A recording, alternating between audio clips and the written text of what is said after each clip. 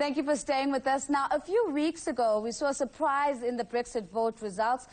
Results showed that most polls got it wrong, but we did realize that social media analytics did get close to the mark by tracking sentiments and support voiced on Twitter.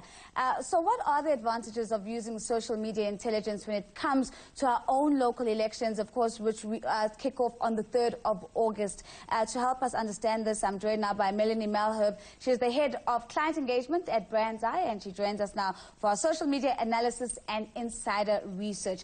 It was very interesting, Melanie, thank you for being here. When we spoke to JP before Brexit, and he did say that, social media was actually indicating that a Brexit would happen. And David and I were on the show that evening where it was, no. All the analysts are saying that this is not going to happen. And then we woke up to the news that we were in a Brexit world and now in a post-Brexit world. Mm-hmm. What are the advantages of actually using social media to track sentiment, and why is it that it actually does get close to the mark? So I think what happens with polling is it happens quite often a long time before the actual elections come along. And people get phoned and they get asked who you're going to be voting for. And I remember the days when asking someone who they're going to vote for kind of felt in the same realm as asking a woman her age or her weight. You didn't actually talk about it. So people, when they get put on the spot for that, they won't necessarily either answer or maybe answer incorrectly. Where social media kind of puts it in their hands whether they want to talk or not. And people, when they feel they want to talk about it, they do. It's also very real time, so you can kind of see the shifts as it comes closer to the elections. So that's the main reason I think it makes a difference and is different to the polls. There's always the criticism, though, that the social media community is such a small sample of the broader community, and surely it's maybe just a representation of young people and what they're thinking, and young people are not the sum total of the population. Sure. And yet we seem to still get it wrong, and maybe precisely because of that assumption. Yeah, I think countries like South Africa, that is definitely something to consider. A lot of this, the surveys that come out say when we look at the data that's coming from social media, you should almost accept that it's only 50% of the population's input. Right. But still, it's giving us something that we've never had. It's giving us the input from people, like I said, wanting to talk. And whether it's young or old, they're still talking about it. And people being a very key word from the data that's come out this week. Just walk us through the key phrases and themes that came out of the data this week. Sure. So, I mean, as you can see there, the very big word people is the most often used word in the last week when we were listening to election-specific and party-specific conversation. And it's kind of a weird thing to see that. But when you start delving into it, you actually realize that people are using it in the sense that they're bringing race into the game. So they're actually using the word not just on its own, they're using it as white people or black people. So true to South Africa, I guess, it's just showing how race is being brought into the mix. Do we make an assumption then that perhaps one of the big points around which this election will be fought is actually around race relations and, of course, people being at the very center of that? Yeah, definitely. If you look at what the people are saying when they use these words like black and white, it specifically refers to how the parties treat people or deal with people or their policies. If you look at the word black, for instance, over 40% of the conversation was around how the DA is perceived to be a white party with anti-black policies almost. And then some of the other conversation where the word black is used refers to where they're asking the governing parties, why are black people still the poorest? What's going wrong here? Where you look at the word, where the word white is used, specifically this week, I think last week the DA, people were quite negative about them using Nelson Mandela in their advert. This week, and that was a big conversation because even the Mandela family at some point got into the ring and had their voice in it. Yeah, the thing though is this week it shifted from the DA doing that to the white people within the DA doing that. Ah, see. So they're now bringing race and they're kind of stepping away from the party here. So. And these are some of the tweets exactly to that theme and picking up on around that conversation. And of course, the minister, Fikile Mbalula, never far from the Twitter sphere. Never. So I also wanted just to, you know, talk about the prominence of the parties that we are seeing. When we are seeing the race proxy being introduced, it seems as if it's centered around the ANC versus the DA.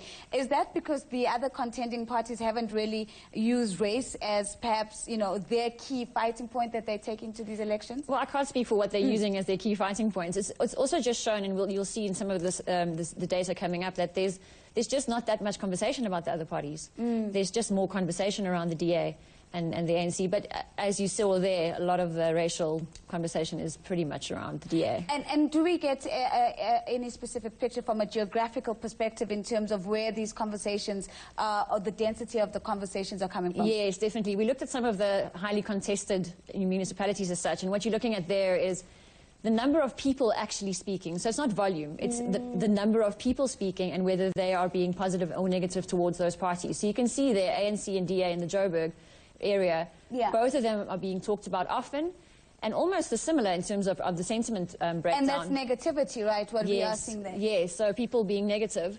If you look at the EFF, very little conversation, but the conversation that's there is actually quite positive in the Joburg area. And then in terms of some of the municipalities, can we get data that goes, you know, even as deep as some of those contested areas to get a sense of what the conversations are there? Yeah, definitely. If people mention that, you know, in their tweets or in their posts, you can definitely get that granular. So we've moved on here to the Nelson Mandela Bay Metro. A lot of conversation around the ANC there and a lot of negative conversation around the ANC going on and there. And Tshwane is, I mean, we had the big protest, right? And everybody was saying, you know, the capital city is on fire. But even post the protest, the conversation still seems to have stayed with Tshwane. And just like the political oversight on that has been quite intense still. Yeah, I mean, it could be the remnants of Tshwane unrest, definitely. But we've only looked, this is data for the past week, so it could also just be the SABC scandals going on still and people still talking about that. And in the same breath, DA, it could just still also be the conversations around the ad. So it might give an indication of what people felt with unrest. And of course, the urban centres are always going to come up. I mean, I think of eThekwini as the proxy for Durban, the city of Cape Town, sort of bringing the Western Cape to the forefront. What are we seeing in terms of data points from there? Yeah, so the city of Cape Town definitely brought the DA to the front in terms of being positive, but it's possibly just because they're the ruling party there, so people just support or don't support. And then eThekwini is showing almost the same as, you know, stats around the ANC and DA.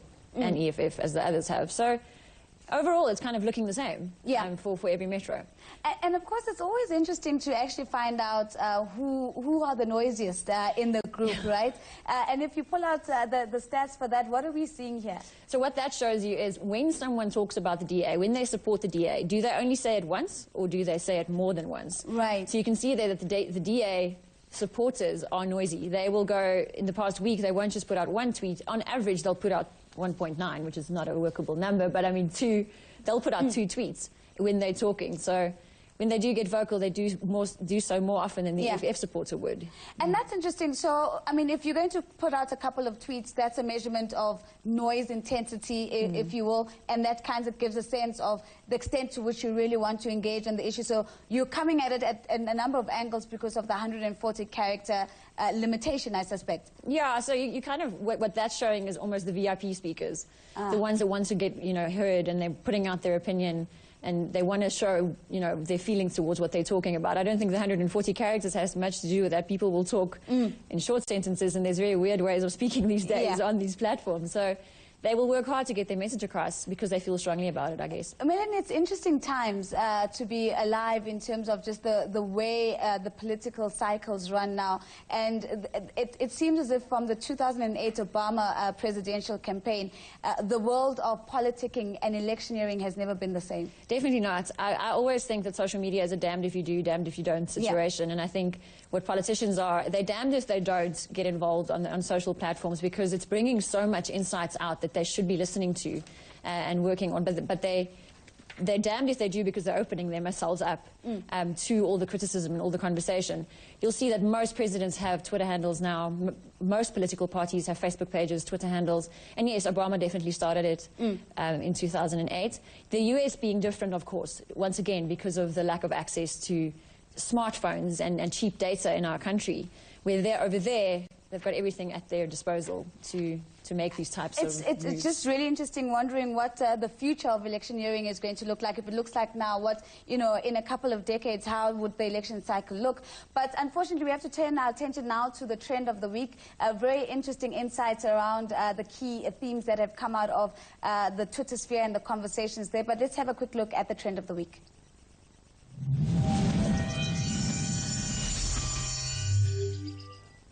Euro 2016, dominating the conversations. I must say this doesn't feature in my world, but maybe in yours. Definitely not in my personal world, but the France-Portugal game came up this week in a massive way. And this is where Portugal won, right? I must make sure I get that. I believe so, but listen, I'm also speaking under correction here. I'm an Afrikaans girl who didn't grow up with soccer. So obviously dominating the world in terms of football lovers and the Portugal game being really big. But one that does matter to me and that I've followed quite closely, of course, is hashtag Black Lives Matter. Sure. And maybe just give us a sense of the genesis of that conversation and why it was so big. It stood out this week because of two gentlemen being fatally shot by two officers in the US. And the conversation just spiraled from there, I guess. It's a hot topic. It is something, like you say, it's something that people care about. Obama's coming under fire for a lot of it.